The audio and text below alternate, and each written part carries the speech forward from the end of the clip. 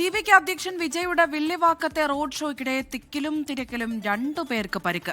ബോധരഹിതരായ 2 പെൺകുട്ടികളെ ആശുപത്രിയിൽ പ്രവേശിപ്പിച്ചു.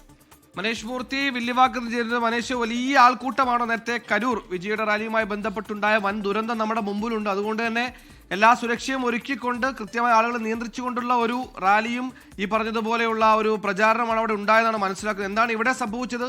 വെയിലാണോ പ്രശ്നം? തിക്കും തിരക്കും ഇപ്പോഴും ഉണ്ടോ?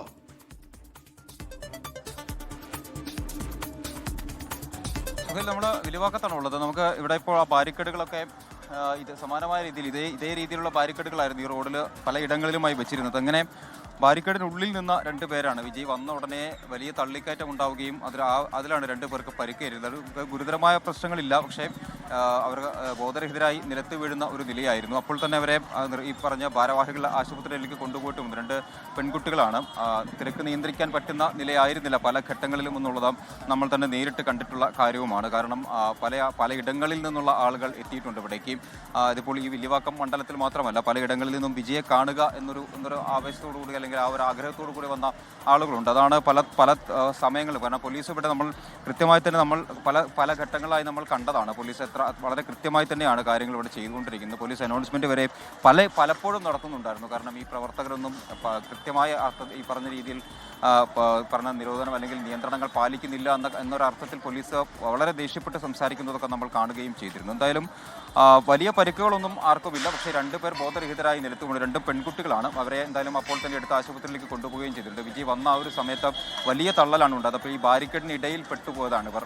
അങ്ങനെയാണ് ബോധരഹിതരായി, ശ്വാസം മുട്ടി ബോധരഹിതരായി വീഴുകയായിരുന്നു. എന്തായാലും അവർ ആശുപത്രിയിലേക്ക് മാറ്റിയിട്ടുണ്ട്. ഇനിയിപ്പോൾ വിജയുടെ റോഡ് ഷോ എന്തായാലും തുടരുകയാണ്.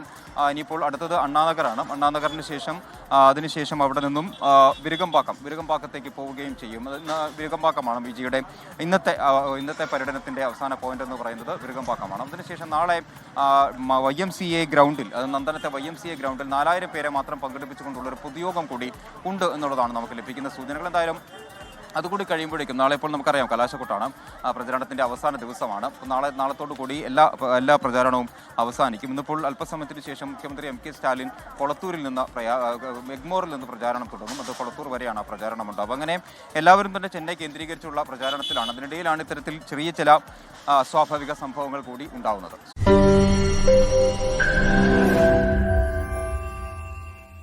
ലോകത്തെവിടെയായാലും ഏത് സമയത്തും 24 വാർത്തകളും ഓഗ്മെന്റഡ് റിയാലിറ്റി പാക്കേജുകളും എക്സ്പ്ലെയിനറുകളും വിശദമായി കാണാൻ ഞങ്ങളുടെ യൂട്യൂബ് ചാനൽ നിങ്ങൾക്ക് സബ്സ്ക്രൈബ് ചെയ്യാം.